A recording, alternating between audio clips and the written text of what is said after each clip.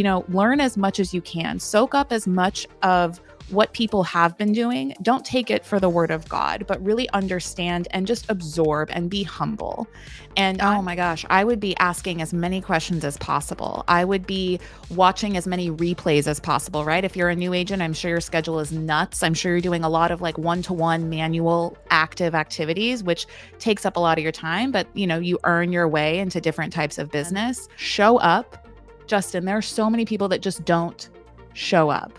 Like, show up first. I should have started with that. Like, truly. If you're having a hard time getting traction with your audience online, if you're finding difficulty in longevity in relationships and growing your business, and you're looking for a way to refine your brand and sales strategy, you are in the right place. Today, I have Kat from Sell It, previously known as Sell It Like Serhant, somebody who's been near and dear to our hearts. Their fingerprints are all over what we have grown here at Prime. And I wanted to bring her on to talk about the evolution of the program, talk about some of those pain points that real estate agents experience on a daily basis, and have her give us some insights into how the program is helping people. So Kat, if people want to know your entire history, they can watch your full episode on this podcast. But I want you to explain to the audience, what is Sell It?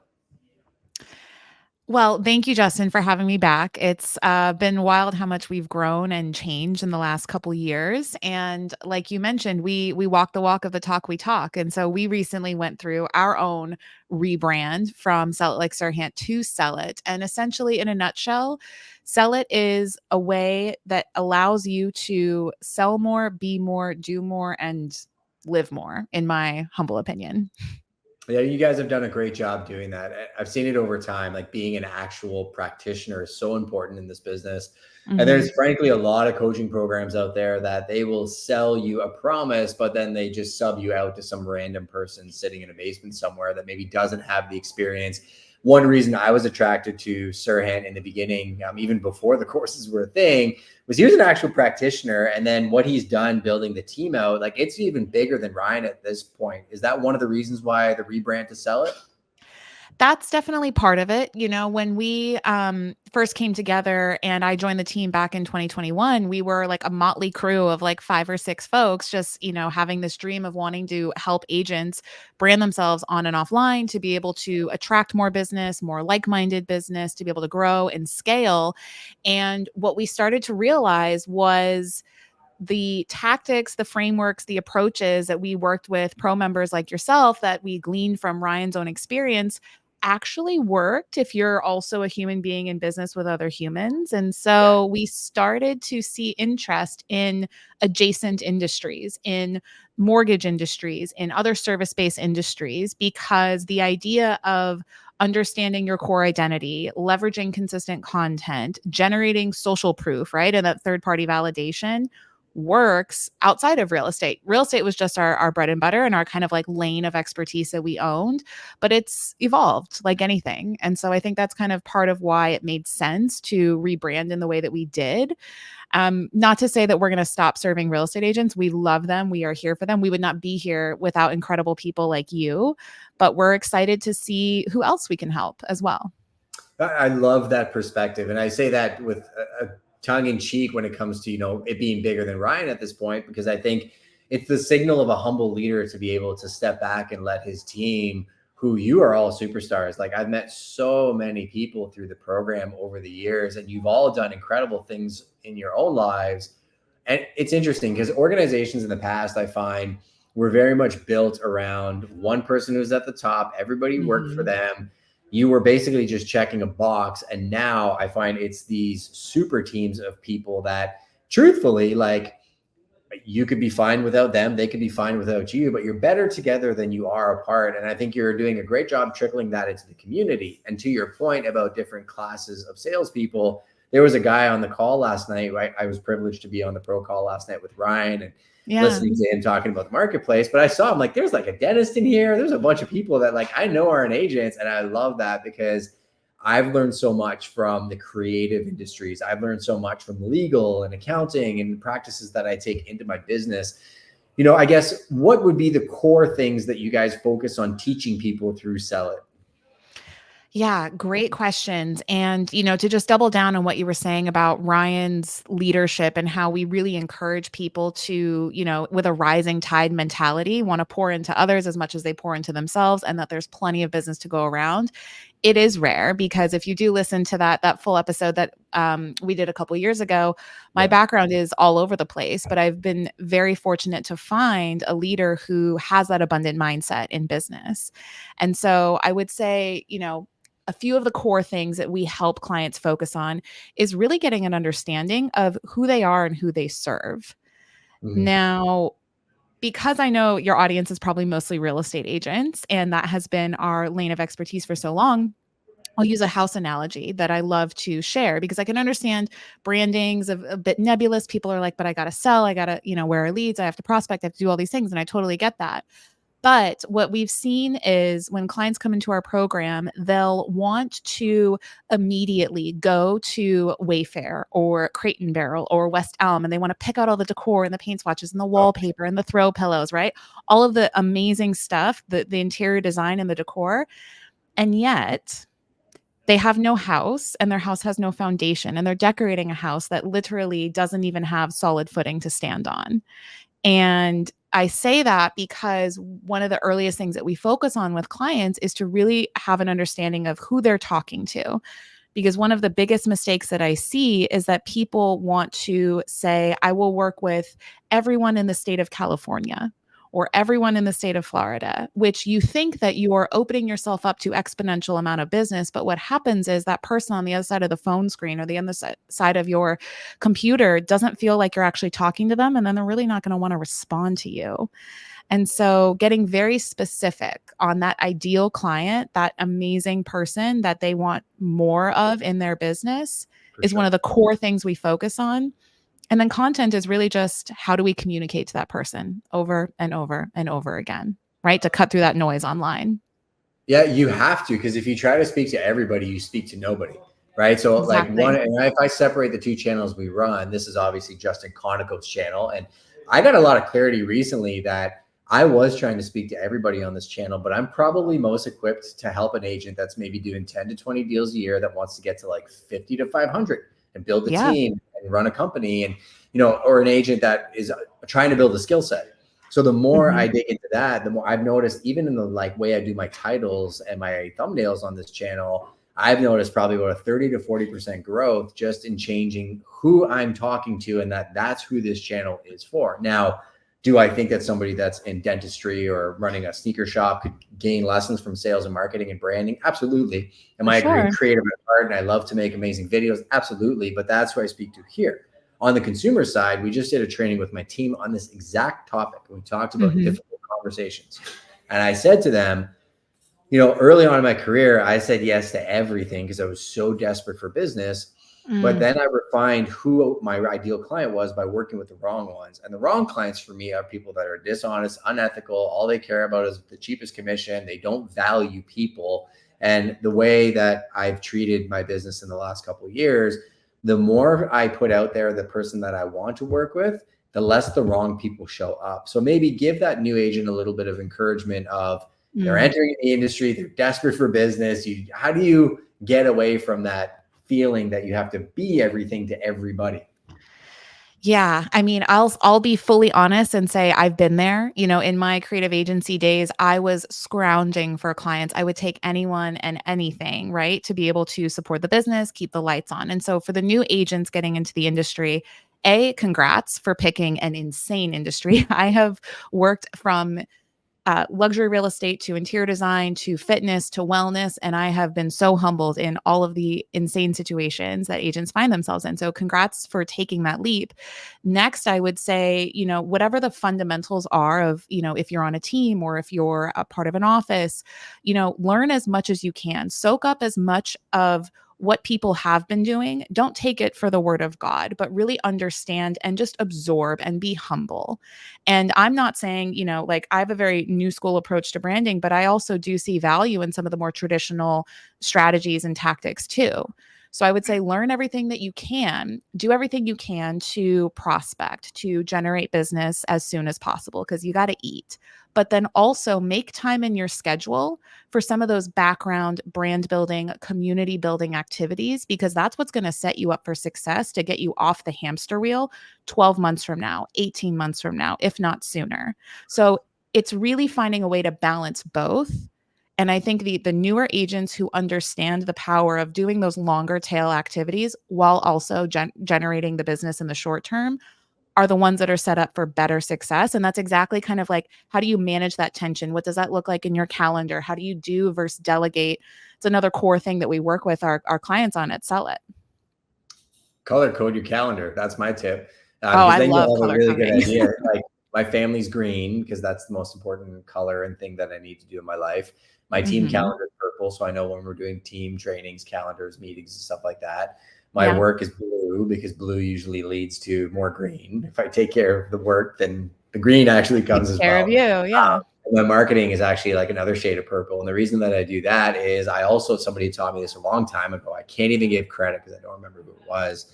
But then when I glance at my calendar, if it's all green, absolutely love my family, but I'd drive my wife crazy if I was at home 24/7. If it was Absence green and makes the blue and heart grow purple, fonder. yeah. Yeah. But that's the whole premise, right? And I think there is a balance to it, and you have to try Mhm. all things to really discover it. The other thing I'll say, and this is actually speaking to the community side of things, I Yeah. told my team there are thousands of people in this program. And I said, I still show up and I still ask questions. And, it's so interesting to me how little engagement there is in these groups that people pay for sometimes when Mhm. you can activate people that are doing the thing you want to do simply by asking a question. So, how would you have somebody, again, brand new, no business? How would they leverage something like Sell It to get better at their craft? Oh my gosh, I would be asking as many questions as possible. I would be watching as many replays as possible, right? If you're a new agent, I'm sure your schedule is nuts. I'm sure you're doing a lot of like one-to-one manual active activities, which takes up a lot of your time, but you earn your way into different types of business. Watch the replays, and I would take notes about what you have seen work for other people and what you actually enjoy doing too, because this is another kind of element of me being a recovering people pleaser and understanding that there's a million and one ways to make money, but there are certain ways that I enjoy making it more, that I enjoy being with people more, generating business more. And then there's certain ways that you enjoy making money that might be different or slightly overlapping with me. And so don't think that the way to build a business is all created equally. It's Yeah. gonna be the way that you wanna build it so that it's best for you, so that it's optimized for you. So I would say soak up as much as you can, show up. Justin, there are so many people that just don't show up. Like, show up first. I should have started with that. Like, truly, you know? It, it's actually, and it's really easy to stand out. Like every time you hop on a live and I see you there, I send you a DM. Did it to Drew last night while Ryan was going on his thing and saying everything he was saying. I was chatting with Yeah. Drew in the background, but I was also, there were new people I'd never met in the program and they dropped their Instagram links in the chat. And it's interesting because people will be in there and they'll ignore it most of the time and not engage. I Yeah. always click on the link. I send the person a message and I let them know like, hey, I can be a bridge if you need any help. I have a lot of experience with this crew and I'd show you how to maximize it. And what's cool is then I see them on social, like the Hendersons and so many other people I've met over the years have become family to me, Yeah. that it does take effort to activate that. And I think that's one thing people definitely miss in online communities. Yeah, it takes effort and it takes patience. Yeah. We're in such a short attention span economy that it is rare when somebody takes the time to write out a message or even send a handwritten letter. So Sure. you taking that extra time, which it probably took you 14 seconds to do If that, that. yeah. If I that, voice the text and I misspell everything. So probably oh, I 7. love voice to text. Yeah, I've like been super, yeah, super on that game lately, just wanting to be efficient. But we live in such a fast-paced, short attention span world, but we're all still humans craving connection. And Yeah. so when it comes to building relationships, and regardless of what industry you're in listening to this podcast, relationships are the lifeblood of your business, period. Taking that time, a minute here, a minute there over the course of years will help strengthen your network, strengthen your relationships, and bolster you in the good times and the bad, so that you're not struggling when maybe the market isn't buoying you, and so that you have more than enough to go around to share with your team or share with your organization when the market is boosting you up. It's a win-win situation. Yeah, absolutely. And I think people need to start thinking about that. How much can they give back versus take from, I've paid for this course and I want you to hand it to me on a silver platter. The amount of people who've called me to Oh be like, boy. hey, what about pro? And it's funny because I'm very candid. I wear my heart on my sleeve and I'll tell Yeah, them I flat out in appreciate the that. conversation, it's not for everybody. Because if you think that the photo op with Ryan, despite the fact that it's on my wall and he's a good looking dude, that's not going to make your phone ring. Like people will look at it and they're going to ignore it after that. What it is Mhm. though, is it'll give you access. And I think if you're willing to bet on yourself, that's where the magic is. And also you're going to make money doing transactions and doing your job. You're going to become wealthy through the depth of relationships and opportunities that come through those relationships in very surprising ways that may not even be related to real estate or may not even be related to what you bought into a program or a file for to begin with, right? Yeah. That's another takeaway that I've seen, having been a part of the program for almost 3 years now, is that people will come to the program for a certain reason. They want more business or they want to break into a higher price point, right? They don't know how to tweak their positioning, right? Augment all the different facets of their brand so that they start attracting that different level of clientele. That's what they come for. Yeah. They stay for the mindset work. They stay for the personal transformation. They stay for the community, the connections, the relationships. They stay for the fact that they no longer feel alone in an industry that so often puts us on islands. And like you had said earlier, we're fine on our own. Sure, we're okay, but we don't want to be okay. We want to be better. Yeah. And so I've really seen that power over time. And of course, like that's not what our sales team leads with because they're like, okay, community, great, But then after, and you being such an amazing advocate and supporter, they're like, oh, I wouldn't go anywhere else. I wouldn't leave anywhere else.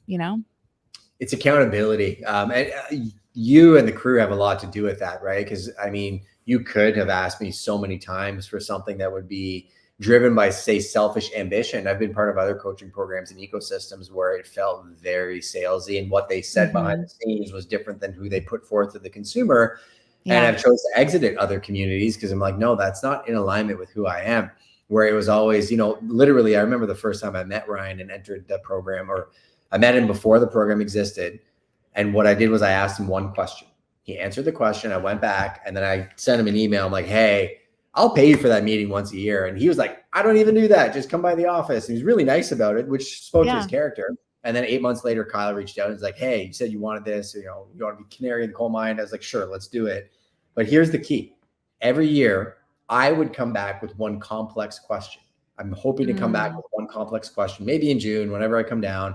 Yeah. And so, how would you tackle this? And what's cool is the team and Ryan would always give me some answers, and some Yeah. of it would be right, some of it would be wrong. It would be Right. on me to go back and do the work. But for me, it was the accountability of coming back to the group, and even you and I reconnecting now, being able to be like, man, you did it. What are you working on now? What are you working on now? And be like, okay, Yeah. awesome, go do it. And then we're both independently creative, independently driven, but part of an accountability system, right? It's huge because I think part of being a very high performing entrepreneur is that we tend to be very perfectionist. We tend to not want to delegate. We tend to want to make sure everything is perfect and that we're always on, we're always available. We never leave people on red. And so what happens is that we create blind spots where we don't even take a moment to pause and appreciate all of the growth that we've achieved, all of the goals that we have crushed. We just achieved it and then moved on to the next. But part of coming together with individuals like you is that you can be like, dang, Kat, it's been over 2 years since our first podcast. Now you have a podcast. Now you're speaking on stages. And I can do the same with you. You came to us when you had a smaller team, and now you have like a multifaceted multimedia real estate empire that you've built. And I can be like, Justin, take a moment, like pat on your back. I'm not just doing this to blow smoke. And it contributes to more gratitude. It contributes to more perspective. And it really helps keep you going because this is a marathon and we're in it for the long haul. We don't want to peter out. We don't want to disappear. We don't want to, I hate to use the word fail. I would just say give up because to me, that's a form of failing. You stop moving, you die. Like that's the reality of it. Most people that I see that don't always challenge themselves and get around people that are trying to do the same, they tend to wallow in self-pity and blame other people, and then they wonder why they're not Yeah, growing. And I appreciate the kind words, but like I still feel like I'm just getting started. I don't feel like I have it all together. And I bet you feel the same way. And I bet you Ryan I feels the do. same way, even for all his success. Like, I know his ambitions and goals change every single year, but I think that's the whole purpose of it. I want to get It is. tactical for people because I know you and I could Yeah. go deep on the philosophy of sales training, being driven and growing. But I want to talk about branding, right? Growing a personal brand. I remember offboarding an agent once that wasn't a fit for us. And strictly it was because he didn't believe in the power of personal brand. And I'm like, we're at odds because I'm building a brokerage that is built for people that believe in personal brand. And I want Yeah. all of these personal brands to coalesce into a powerful group of people. So why don't we take a 30,000 foot view? What is your perspective on what does it mean to have a personal brand in 2024? So I believe that it means that you have a very firm, clear, unique understanding of who you are, of why you're here, of how you do business, of who you want to do business with, and what that looks like on the other end of the line for the consumer or even your team or whoever would want to do business with you, is that you're entirely confident because you have clarity and you have certainty. And regardless of what your accolades look like on paper, your experience and all that, people buy into that confidence. But the confidence comes from knowing that you can make promises and that you can keep those promises. And I look at in today's age when there is such mistrust and such division and such chaos that when you've got somebody who has a firm understanding of who they are and can say, "Hey, Justin, this is what I can do for you. This is what it'll look like and this is how it's going to help you." The way that I'm speaking, knowing all the different ways that I go about delivering on that promise is super powerful. And so I see that as being one of the biggest things that developing your personal brand can give you in 2024. Right. So I guess now that we know that it's important and what it means, how would you go about actually developing it? Yeah. So I would, and in fact, I think what we'll do, I'll send this graphic to you so that we can like maybe, share it with the group. But we developed this ecosystem graphic at Sell It because one of the misnomers is that branding is just a logo or a color palette. But really, it is this entire ecosystem of basically how you communicate and how you connect with people. And you're not going to build an ecosystem overnight, right? Like a plant doesn't grow overnight. But I would say understanding the lay of the land and all the different areas of opportunity you have to connect with people and build out your brand both visually and also how it communicates and its messaging. So, a lot of people think of visual identity, logo, colors, but then there's also your website, there's also email, there's social, there's your wardrobe, there's your collateral, there's all of these different touch points, events, right? And so getting an understanding of what your current ecosystem looks like and finding ways to make sure that everything is very cohesive. And I'm going to bring it back to that target client, making sure that you're speaking to that one person, that one ideal client when it comes to your business collateral, when it comes to the events you attend, when it comes to the copy on your website. And the more cohesive, the more aligned all of that messaging and all of those visuals are, the tighter and stronger your brand will be. So I think if we can share that ecosystem graphic, I'm more than happy to do so. But it's a great kind of roadmap of where to start in building your brand. Absolutely. Yeah. Send me the graphic and then RR Nico, make sure I send that out. If anybody's watching this and you'd like to receive the email with the replay of this and the graphic, you can click on the link below, justinkonikow.com/resources, and you will get on that mailing, or send me a DM on Instagram. I'll share it with you personally. And definitely, if you're watching the show, please connect with Kat as well too, and make sure to give her a follow. And if she's saying anything that you have any questions about, I definitely encourage you to message her online and check out her podcast, because all of those things are going to cover branding more in depth. You gave some tactics in terms of visual identity, visual brand. I like what you said about events.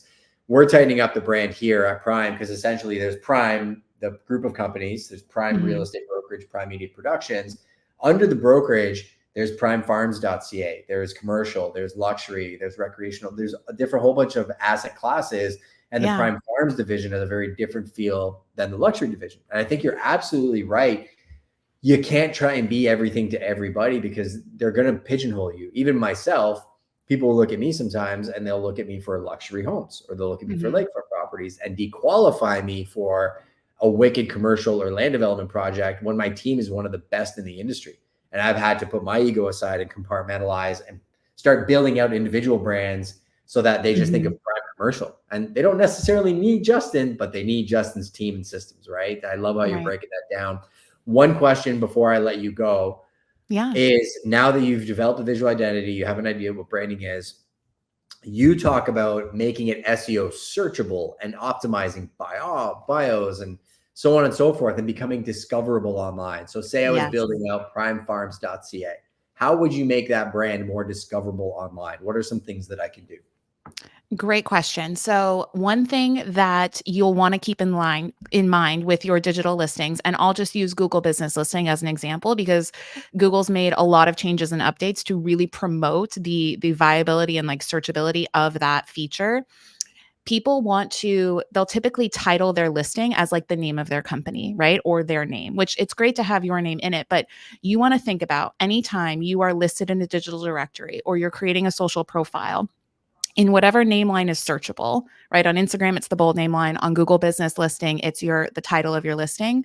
You want to make sure you have a search term in the title of your listing that your ideal client is going to be searching in Google, because they're not looking for Justin Konikow, luxury real estate broker. They're looking for Toronto real estate or Ontario real estate. You have to put yourself in the shoes of your ideal client. What is the most likely Google search term that they're typing in? You need to put that everywhere in the titles of your digital listings. And then, secondarily, use tools like ChatGPT or Gemini, but I recommend ChatGPT to create endless amounts of blogs that are optimized for that search term, and then also additional ones. And some like bonus resources that you can also use is Neil Patel's answerthepublic.com, because that will tell you. I did this the other day when Candace and I were brainstorming content ideas for our podcast. We typed in personal branding, and then it came up with the highest volume of search terms that had personal branding in the term, in Oh, that name, right? So one of the most popular ones was how personal branding helps with career growth. So what do you think we made an episode on? How personal branding exactly that helps with career topic. growth. I'll Yeah. give you, hopefully this works out, but if you're watching this replay, drop in the comments what your biggest frustration is about personal branding. That question right there, Kat, has made us a huge unlock in our real estate business. And even with the train agents on, I can tell you time management is a massive topic. I'll actually be doing a Mm, closed group course on Zoom. I think there's 38 registrants right now. I'm going to block it off at like 50 and do a yeah. deep dive into that topic. But I think, again, auditing your audience or looking at tools like Answer the Public and putting yourself in the shoes of the person you're talking to is exactly what you're talking about, right? Yep. We want to reach them, right? You say you want more business. It's not about you. Your personal brand is the vehicle that can help you reach more people so that you can help more people. That's what it's about. It is. Yeah. It's not how I'm amazing. It's how can my service help you achieve your goals? I think that's a great way to wrap up the podcast. What is the name of your podcast so everybody else can check it out? It's called Not Nice, Clever. I know that. I was just letting you do the pitch. So everybody go check it out. Kat, thank you for making time for us as well. Hopefully connect with you in person the next time we hit New York City. And if you had one message to leave for everybody out there, what would that message be? I would say the more you put yourself out there, the more visible you are, the more authentic you are, the more you're going to find people who will appreciate you. So start today. Awesome. And you can start by dropping your name in the comments. Thanks for being here. Hit subscribe and notification, and I'll see you all on the next one.